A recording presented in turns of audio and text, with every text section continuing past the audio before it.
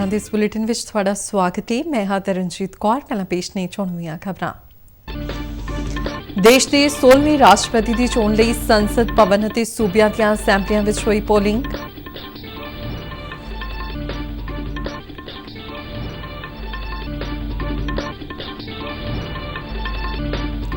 NDA के उप राष्ट्रपति के अहुदे के उम्मीदवार जगदीप धनखड़ ने नामजदगी पत्र दाखिल किए। मिजोरम के राज्यपाल डॉक्टर हरी बाबू कंबापति ने पुष्पा गुजराल साइंस सिटी कपूरथला का किया दौरा।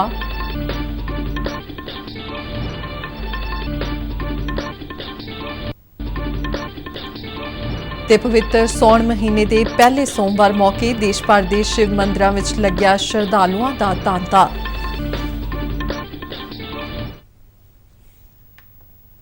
ते हुण खबरां विस्तार नाल। देश के 16वें राष्ट्रपति की चोण लई अज पोलिंग हुई। यह पोलिंग सवेरे 10 बजे शुरू हुई और शाम 5 बजे खत्म हुई।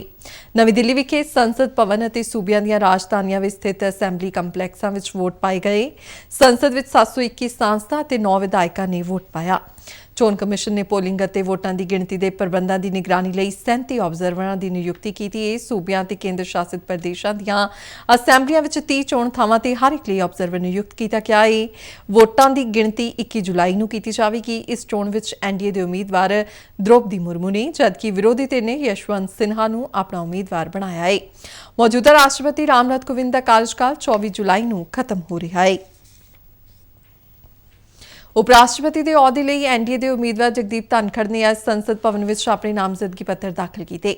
इस मौके प्रधानमंत्री नरेंद्र मोदी, बीजेपी के कौमी प्रधान जगत प्रकाश नड्डा, रक्षा मंत्री राजनाथ सिंह, गृह मंत्री अमित शाह, सड़की आवाजाही मंत्री नितिन गडकरी समेत कई सीनियर बीजेपी आगू और एनडीए भाईवाल मौजूद सन।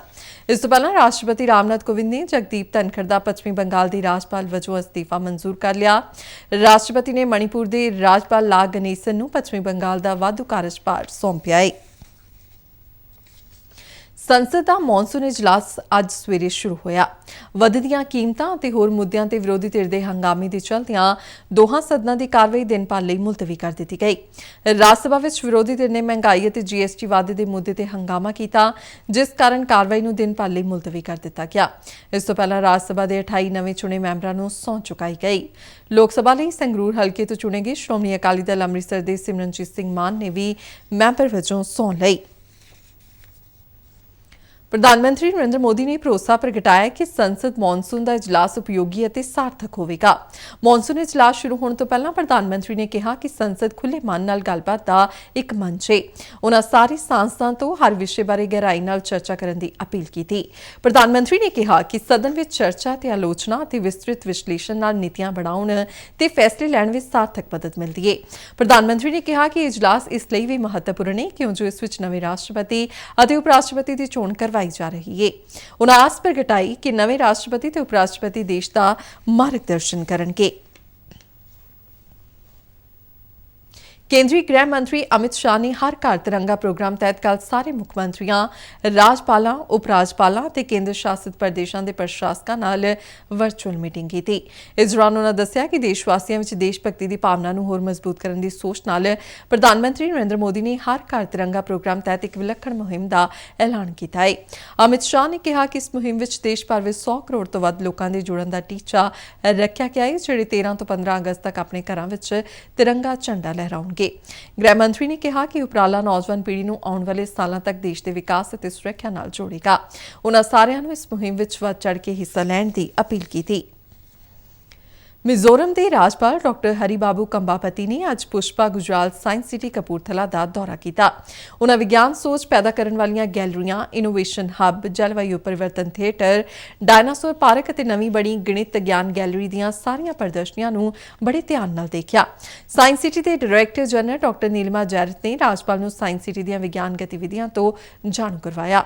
इस मौके राज्यपाल डॉक्टर हरी बाबू कंबापति ने आम लोकां विच विज्ञानिक सोच पैदा करने के मंतव नाल ਸਾਇੰਸ ਸਿਟੀ ਵਿੱਚ ਸਥਾਪਿਤ ਵੱਖ-ਵੱਖ ਸਹੂਲਤਾਂ ਨੂੰ ਸਲਾਹਿਆ ਅਤੇ ਕਿਹਾ ਕਿ ਹਰ ਸੂਬੇ ਵਿੱਚ ਅਜਿਹੀਆਂ ਸੰਸਥਾਵਾਂ ਸਥਾਪਿਤ ਹੋਣੀਆਂ ਚਾਹੀਦੀਆਂ ਨੇ ਤਾਂ ਜੋ ਬੱਚਿਆਂ ਨੂੰ ਮਨੋਰੰਜਕ ਅਤੇ ਦਿਲਚਸਪ ਤਰੀਕੇ ਨਾਲ ਵਿਗਿਆਨ ਦੀ ਪੜ੍ਹਾਈ ਵੱਲ ਉਤਸ਼ਾਹਿਤ ਕੀਤਾ ਜਾ ਸਕੇ।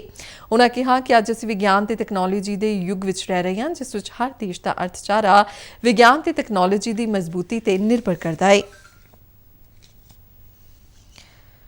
आज़ादी का अमृत महोत्सव ਨੂੰ ਸਮਰਪਿਤ आज़ादी का सफर तहत ਅਸੀਂ ਭਾਰਤ ਦੀ ਆਜ਼ਾਦੀ ਵਿੱਚ ਯੋਗਦਾਨ ਪਾਉਣ ਵਾਲੇ ਵੱਖ-ਵੱਖ ਮੰਨੇ ਪਰਮੰਨੇ ਤੇ ਗੁਮਨਾਮ ਆਜ਼ਾਦੀ ਸੰਗਰਾਮੀਆਂ ਤੇ ਜੀਵਨ ਦੇ ਪਹਿਲੂਆਂ ਤੋਂ ਤੁਹਾਨੂੰ ਜਾਣੂ ਕਰਵਾਉਂਦੇ ਹਾਂ। ਇਸ ਤੋਂ ਇਲਾਵਾ ਆਜ਼ਾਦੀ ਦੇ ਸੰਘਰਸ਼ ਨਾਲ ਜੁੜੀਆਂ ਹੋਰ ਗਤੀਵਿਧੀਆਂ ਬਾਰੇ ਵੀ ਦੱਸਦੇ ਹਾਂ। ਅੱਜ ਦੀ ਕੜੀ ਵਿੱਚ ਅਸੀਂ ਤੁਹਾਨੂੰ ਆਜ਼ਾਦੀ ਘੁਲਾਟੀਏ ਤੁਕਾਰਾਮ ਭਾਊ ਰਾਓ ਸਾਠੇ, ਸ਼ਹੀਦ ਰੋਹਿਣੀ ਬਰੂਆ, ਕ੍ਰਾਂਤੀਕਾਰੀ ਆਜ਼ਾਦੀ ਘੁਲਾਟੀਏ ਨਾਨੀ ਗੋਪਾਲ ਭੱਟਾਚਾਰ ਜੀ ਅਤੇ ਆਜ਼ਾਦੀ ਕਾਰਕੁਨ ਈਸੂਰ ਸਿੰਘ ਬਾਰੇ ਜਾਣਕਾਰੀ ਦੇ ਰਹੇ ਹਾਂ।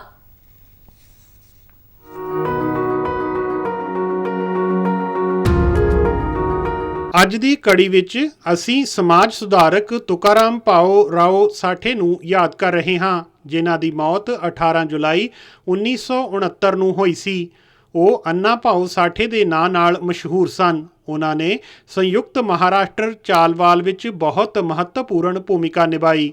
ਅੰਨਾ ਭਾਊ ਸਾਠੇ ਦਾ ਜਨਮ 1 ਅਗਸਤ 1920 ਨੂੰ ਅਜੋਕੇ ਮਹਾਰਾਸ਼ਟਰ ਦੇ ਸਾਂਗਲੀ ਜ਼ਿਲ੍ਹੇ ਵਿੱਚ ਇੱਕ ਅਖੌਤੀ ਨੀਵੀਂ ਜਾਤੀ ਦੇ ਪਰਿਵਾਰ ਵਿੱਚ ਹੋਇਆ ਸੀ। ਪੇਂਡੂ ਇਲਾਕਿਆਂ ਵਿੱਚ ਸੋਕੇ ਤੋਂ ਬਾਅਦ 1931 ਵਿੱਚ ਉਹ 6 ਮਹੀਨਿਆਂ ਲਈ ਪੈਦਲ ਤੁਰ ਕੇ 17 ਤੋਂ ਮੁੰਬਈ ਤੱਕ ਗਏ। ਉੱਥੋਂ ਦੇ ਸ਼ਹਿਰੀ ਮਾਹੌਲ ਨੇ ਉਹਨਾਂ ਦੀ ਲੇਖਣੀ ਨੂੰ ਬਹੁਤ ਪ੍ਰਭਾਵਿਤ ਕੀਤਾ। ਭਾਵੇਂ ਸਾਠੇ ਨੇ ਚੌਥੀ ਜਮਾਤ ਤੋਂ ਅੱਗੇ ਪੜ੍ਹਾਈ ਨਹੀਂ ਕੀਤੀ, ਪਰ ਉਹਨਾਂ ਨੇ ਮਰਾਠੀ ਵਿੱਚ 35 ਨਾਵਲ ਲਿਖੇ। ਪੋਵਾੜਾ ਅਤੇ ਲਾਵਣੀ ਵਰਗੀਆਂ ਲੋਕ ਕਥਾਵਾਂ ਦੀਆਂ ਸ਼ੈਲੀਆਂ ਦੀ ਵਰਤੋਂ ਨੇ ਸਾਠੇ ਦੀਆਂ ਰਚਨਾਵਾਂ ਨੂੰ ਪ੍ਰਸਿੱਧ ਬਣਾਉਣ ਵਿੱਚ ਮਦਦ ਕੀਤੀ। ਆਪਣੇ ਨਾਵਲ ਫਕੀਰਾ ਵਿੱਚ ਸਾਠੇ ਨੇ ਮੁੱਖ ਪਾਤਰ ਫਕੀਰਾਂ ਨੂੰ ਦਰਸਾਇਆ ਹੈ, ਜਿਹੜਾ ਆਪਣੇ ਭਾਈਚਾਰੇ ਨੂੰ ਪੂਰੀ ਤਰ੍ਹਾਂ ਭੁੱਖਮਰੀ ਤੋਂ ਬਚਾਉਣ ਲਈ ਪੇਂਡੂ ਰੂੜੀਵਾਦੀ ਪ੍ਰਣਾਲੀ ਅਤੇ ਬਰਤਾਨਵੀ ਰਾਜ ਦੇ ਖਿਲਾਫ ਬਗਾਵਤ ਕਰਦਾ ਹੈ।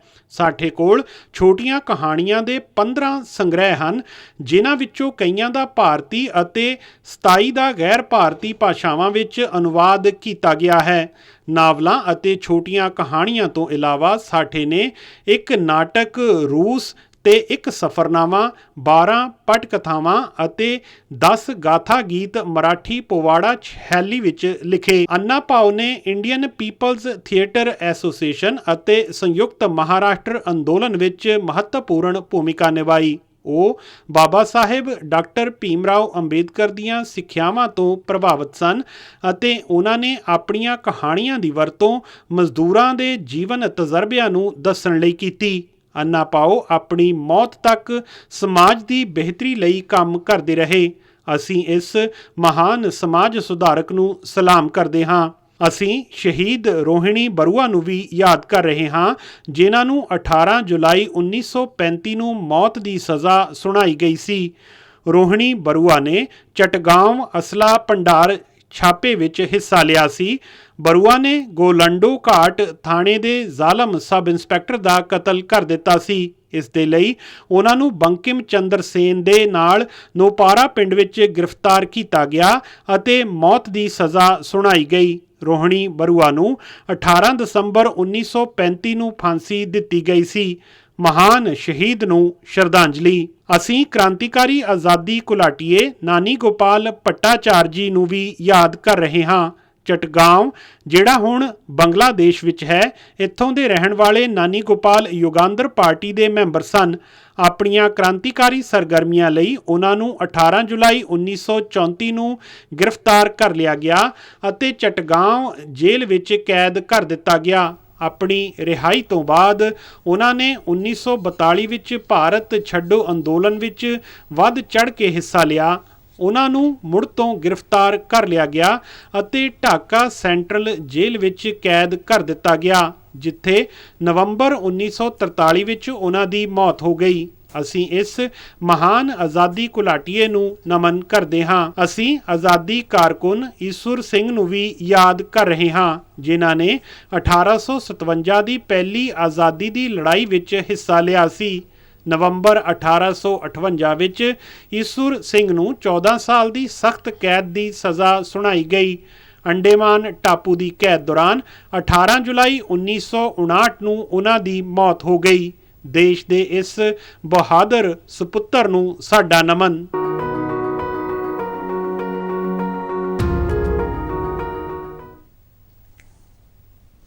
ਫੌਜ ਦੇ ਉਪ ਮੁਖੀ ਲੈਫਟੀਨੈਂਟ ਜਨਰਲ BS ਰਾਜੂ ਨੇ ਅੱਜ ਨਵੀਂ ਦਿੱਲੀ ਵਿੱਚ ਰਾਸ਼ਟਰੀ ਸਮਰ ਸਮਾਰਕ ਤੋਂ ਮੋਟਰ ਬਾਈਕ ਅਭਿਆਨ ਟੀਮ ਨੂੰ ਝੰਡੀ ਦਿਖਾ ਕੇ ਰਵਾਨਾ ਕੀਤਾ। ਸੰਨ 1999 ਵਿੱਚ ਕਾਰਗਿਲ ਜੰਗ ਵਿੱਚ ਪਾਕਿਸਤਾਨ ਤੇ ਜਿੱਤ ਦੇ 23 ਵਰ੍ਹੇ ਪੂਰੇ ਹੋਣ ਦਾ ਜਸ਼ਨ ਅਤੇ ਆਜ਼ਾਦੀ ਕਾ ਅੰਮ੍ਰਿਤ ਮਹੋਤਸਵ ਤਹਿਤ ਭਾਰਤੀ ਫੌਜ ਨੇ ਇਸ ਮੋਟਰ ਬਾਈਕ ਅਭਿਆਨ ਦਾ ਆਯੋਜਨ ਕੀਤਾ ਹੈ। ਇਹ ਟੀਮ ਨਵੀਂ ਦਿੱਲੀ ਤੋਂ ਲੱਦਾਖ ਵਿੱਚ ਦੁਰਾਸ ਸਥਿਤ ਕਾਰਗਿਲ ਸਮਰ ਸਮਾਰਕ ਤੱਕ ਜਾਵੇਗੀ। ਫੌਜ ਦੇ 30 ਜਵਾਨਾਂ ਦੀ ਇਹ ਟੀਮ ਹਰਿਆਣਾ, ਪੰਜਾਬ, ਜੰਮੂ ਕਸ਼ਮੀਰ ਅਤੇ ਲੱਦਾਖ ਚੋਂ ਲੰਘਦਿਆਂ ਹੋਇਆਂ 26 ਜੁਲਾਈ ਨੂੰ ਕਾਰਗਿਲ ਸਮਰ ਸਮਾਰਕ ਪੁੱਜੇਗੀ।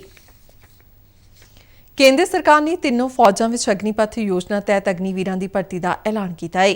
ਇਸ ਭਰਤੀ ਨੂੰ ਲੈ ਕੇ ਨੌਜਵਾਨਾਂ ਵਿੱਚ ਉਤਸ਼ਾਹ ਹੈ।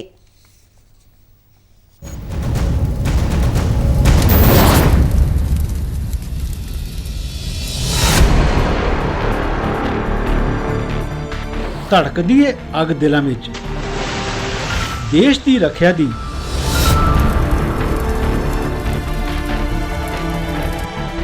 ਬਾਹਾਂ ਵਿੱਚ ਤਮੰਨਾ ਏ, ਖਤਰਿਆਂ ਨਾਲ ਲੋਹਾ ਲੈਣ ਦਾ ਰੋਮਾਂਚ ਦੌੜਦਾ ਰਗ ਰਗ ਵਿੱਚ ਤੇਰੇ, ਇਸ ਖੇਲ ਵਿੱਚ ਨਹੀਂ ਤੇਰਾ ਕੋਈ ਸਾਨੀ।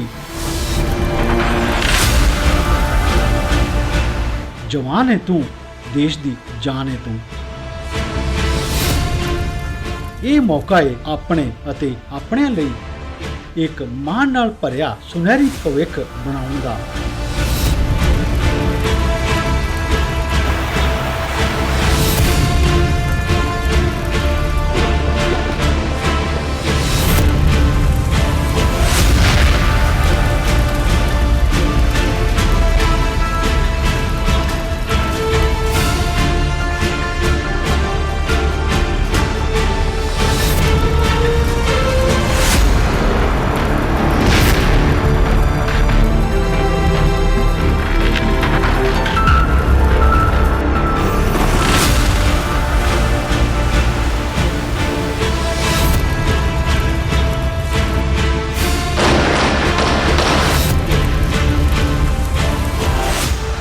ਭਾਰਤੀ ਫੌਜ ਵਿੱਚ ਸ਼ਾਮਲ ਹੋਣ ਦਾ ਮਾਣ ਪਾਉਣ ਦਾ, ਜ਼ਿੰਦਗੀ ਜਿੰਦਾ ਦਿਲੀ ਨਾਲ ਜਿਉਣ ਦਾ। ਬਣੋ ਭਾਰਤ ਦੇ ਅਗਨੀਵੀਰ, ਅਗਨੀਵੀਰ ਬਣੋ। ਪਵਿੱਤਰ ਸੌਣ ਦੇ ਮਹੀਨੇ ਦੇ ਪਹਿਲੇ ਸੋਮਵਾਰ ਤੇ ਅੱਜ ਦੇਸ਼ ਭਰ ਵਿੱਚ ਸ਼ਿਵ ਮੰਦਰਾਂ ਵਿੱਚ ਵੱਡੀ ਗਿਣਤੀ ਵਿੱਚ ਸ਼ਰਧਾਲੂਆਂ ਦੀ ਮੌਜੂਦਗੀ ਦੇਖਣ ਨੂੰ ਮਿਲੀ। ਭਗਵਾਨ ਸ਼ਿਵ ਨਾਲ ਜੁੜੇ 12 ਜੋਤਿਰਲਿੰਗਾਂ ਵਿੱਚ ਤੜਕਸਾਰ ਤੋਂ ਹੀ ਸ਼ਰਧਾਲੂਆਂ ਦੀਆਂ ਕਤਾਰਾਂ ਲੱਗਣੀਆਂ ਸ਼ੁਰੂ ਹੋ ਗਈਆਂ ਸਨ। ਜੋਤਿਰਲਿੰਗਾਂ ਵਿੱਚ ਗੁਜਰਾਤ ਦਾ ਸੋਮਨਾਥ ਤੇ ਨਾਗੇਸ਼ਵਰ, ਆਂਧਰ ਪ੍ਰਦੇਸ਼ ਦਾ ਮਲਕਾਰਜੁਨ, ਮੱਧ ਪ੍ਰਦੇਸ਼ ਦਾ ਮਹਾਕਲੇਸ਼ਵਰ ਤੇ ਓਂਕਾਰੇਸ਼ਵਰ, ਉੱਤਰਾਖੰਡ ਦਾ ਕੇਦਾਰਨਾਥ, ਮਹਾਰਾਸ਼ਟਰ ਦਾ ਭੀਮਾ ਸ਼ੰਕਰ, ਤ੍ਰਿੰਬਕੇਸ਼ਵਰ ਅਤੇ ਕੁਸ਼ਮੇਸ਼ਵਰ, ਉੱਤਰ ਪ੍ਰਦੇਸ਼ ਦਾ ਬਾਬਾ ਵਿਸ਼ਵਨਾਥ, ਝਾਰਖੰਡ ਦਾ ਬੈਦਿਆਨਾਥ ਅਤੇ ਤਾਮਿਲਨਾਡੂ ਦਾ ਰਮੇਸ਼ਵਰਮ ਮੰਦਿਰ ਸ਼ਾਮਲ ਹੈ। ਹਿੰਦੂ ਧਰਮ ਵਿੱਚ ਸੌਣ ਦੇ ਮਹੀਨੇ ਨੂੰ ਭਗਵਾਨ ਭੋਲੇਨਾਥ ਦਾ ਭਗਤੀ ਮਹੀਨਾ ਮੰਨਿਆ ਜਾਂਦਾ ਹੈ। ਭਗਵਾਨ ਸ਼ਿਵ ਨੂੰ ਸਮਰਪਿਤ ਇਸ ਮਹੀਨੇ ਦੌਰਾਨ ਗੰਗਾ ਇਸ਼ਨਾਨ ਅਤੇ ਭਗਵਾਨ ਸ਼ਿਵ ਦੀ ਪੂਜਾ ਅਰਚਨਾ ਕੀਤੀ ਜਾਂਦੀ ਹੈ।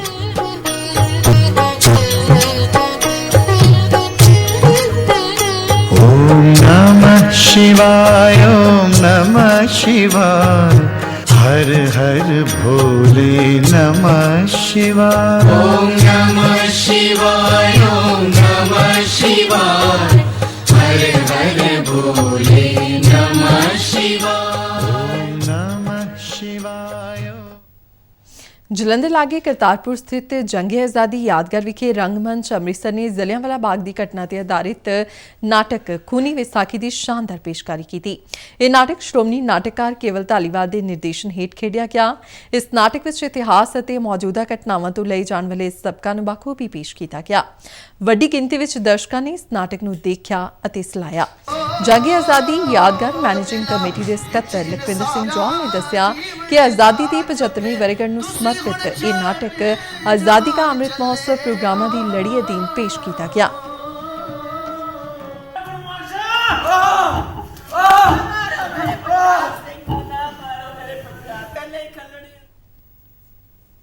ਫਾਜ਼ਿਲਕਾ ਜ਼ਿਲ੍ਹੇ ਵਿੱਚ ਪਾਕਿਸਤਾਨ ਨਾਲ ਲੱਗਦੇ ਇਲਾਕੇ ਵਿੱਚ ਸਤਲੁਜ ਦਰਿਆ ਤੇ ਪਾਕਿਸਤਾਨ ਵਾਲੇ ਪਾਸੇ ਬਣੇ ਬੈਰਾਜ ਦੇ ਗੇਟ ਫਾਜ਼ਿਲਕਾ ਜ਼ਿਲ੍ਹਾ ਪ੍ਰਸ਼ਾਸਨ ਅਤੇ BSF ਦੀ ਪਹਿਲਕਦਮੀ ਮਗਰੋਂ ਬੀਤੀ ਰਾਤ ਖੋਲ੍ਹ ਦਿੱਤੇ ਗਏ।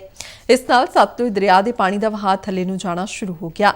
ਇਸ ਤੋਂ ਪਹਿਲਾਂ ਪਾਕਿਸਤਾਨ ਨੇ ਆਪਣੇ ਇਲਾਕੇ ਦੇ ਬੈਰਾਜ ਦੇ ਗੇਟ ਬੰਦ ਕੀਤੇ ਹੋਏ ਸਨ, ਜਿਸ ਨਾਲ ਪਾਣੀ ਖੜਾ ਹੋ ਰਿਹਾ ਸੀ। ਫਾਜ਼ਿਲਕਾ ਦੇ ਡਿਪਟੀ ਕਮਿਸ਼ਨਰ ਹਿਮਾਂਸ਼ੂ ਅਗਰਵਾਲ ਅਤੇ BSF ਦੇ IG ਨੇ ਇਸ ਮੁੱਦੇ ਤੇ ਚਰਚਾ ਕੀਤੀ, ਜਿਸ ਮਗਰੋਂ ਸਰਹੱਦ ਪਾਰ ਸੁਨੇਹਾ ਪਹੁੰਚਾਇਆ ਗਿਆ। ਇਹ ਸੁਨੇਹਾ ਪੁੱਜਣ ਮਗਰੋਂ ਪਾਕਿਸਤਾਨ ਨੇ ਰਾਤ ਨੂੰ ਹੀ ਬੈਰਾਜ ਦੇ ਗੇਟ ਖੋਲ੍ਹ ਦਿੱਤੇ। ਖਬਰਾਂ ਦੇ ਬੁਲੇਟਿਨ ਸਾਡੀ ਦਰਸ਼ਕ RNU DDK ਜਲੰਧਰ ਦੇ YouTube ਚੈਨਲ, Facebook ਪੇਜ ਅਤੇ Twitter ਹੈਂਡਲ ਤੇ ਵੀ ਵੇਖ ਸਕਦੇ ਨੇ। ਤੇ ਬੁਲੇਟਿਨ ਦੇ ਅਖੀਰ ਵਿੱਚ ਚੁਣਵੀਆਂ ਖਬਰਾਂ ਇੱਕ ਵਾਰ ਫਿਰ ਤੋਂ। ਦੇਸ਼ ਦੇ 16ਵੇਂ ਰਾਸ਼ਟਰਪਤੀ ਦੀ ਚੋਣ ਲਈ ਸੰਸਦ ਭਵਨ ਅਤੇ ਸੂਬਿਆਂ ਦੀਆਂ ਅਸੈਂਬਲੀਆਂ ਵਿੱਚ ਹੋਈ ਪੋਲਿੰਗ। NDA ਦੇ ਉਪ ਰਾਸ਼ਟਰਪਤੀ ਦੇ ਅਹੁਦੇ ਦੇ ਉਮੀਦਵਾਰ ਜਗਦੀਪ ਧਨਖੜ ਨੇ ਨਾਮਜ਼ਦਗੀ ਪੱਤਰ ਦਾਖਲ ਕੀਤੇ। ਮਿਜ਼ੋਰਮ ਦੇ ਰਾਜਪਾਲ ਡਾਕਟਰ ਹਰੀ ਬਾਬੂ ਕੰਬਾਪਤੀ ਨੇ ਪੁਸ਼ਪਾ ਗੁਜਰਾਲ ਸਾਇੰਸ ਸਿਟੀ ਕਪੂਰਥਲਾ ਦਾ ਕੀਤਾ ਦੌਰਾ। ਤੇ ਪਵਿੱਤਰ ਸੌਣ ਮਹੀਨੇ ਦੇ ਪਹਿਲੇ ਸੋਮਵਾਰ ਮੌਕੇ ਦੇਸ਼ ਭਰ ਦੇ ਸ਼ਿਵ ਮੰਦਿਰਾਂ ਵਿੱਚ ਲੱਗਿਆ ਸ਼ਰਧਾਲੂਆਂ ਦਾ ਤਾਂਤਾ। ਤੇ ਇਸ ਨਾਲ ਹੀ ਖਬਰਾਂ ਦਾ ਬੁਲੇਟਿਨ ਖਤਮ ਹੋਇਆ। ਮੈਂ ਮਾਸਕ ਲਗਾ ਕੇ ਸਟੂਡੀਓ ਤੋਂ ਬਾਹਰ ਜਾ ਰਹੀ ਹਾਂ। ਬਾਹਰ ਜਾਣ ਵੇਲੇ ਤੁਸੀਂ ਵੀ ਮਾਸਕ ਲਗਾ ਕੇ ਜਾਓ। ਇਜਾਜ਼ਤ ਦਿਓ। ਨਮਸਕਾਰ।